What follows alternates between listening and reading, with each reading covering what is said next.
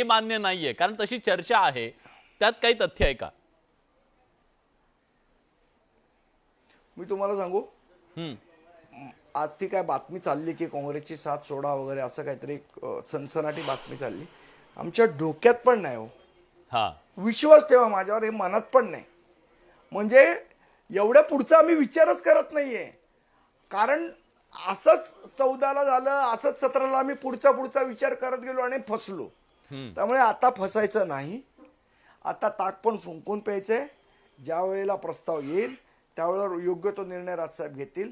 मग आपण या सगळ्यावर आज 4 मिनिटं नाही, आपण 40 मिनिटं लाईव्हवर चर्चा करू. सगळ्यांची उत्तरं देईन तुम्हाला. मला तुमच्या बोलण्यात असं दिसतंय तुम्हाला सगळ्यांनी थोडं फसवलंय, त्यामुळे फ्रस्ट्रेशन दिसतंय मला.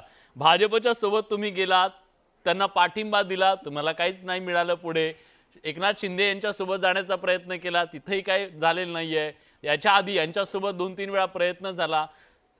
एक प्रकारे तुम्हाला असं वाटतं हे सगळे कोपराला गुळ लावतायत, त्यामुळे यांच्यावर विश्वास ठेवावा की नाही अशी एक भावना तयार झाली आहे? बघा, भारतीय जनता पक्षाबरोबर कधीच माझं बोलणं झालं नाही. ना शिंदेच्या कुठल्या पक्षाबरोबर माझं कधी बोलणं झालंय. माझं बोलणं जे झालं ते खुद्द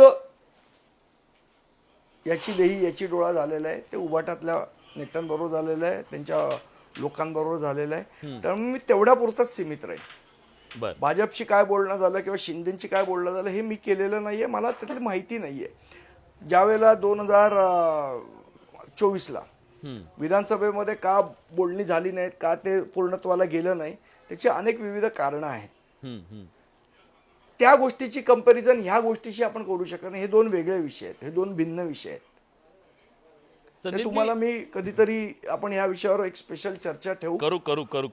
माझं तर म्हणणं आहे की आपण जरा सांगाच आम्हाला काय घडलं होतं मागे ते, कारण एकदा कळू देत ना महाराष्ट्रात.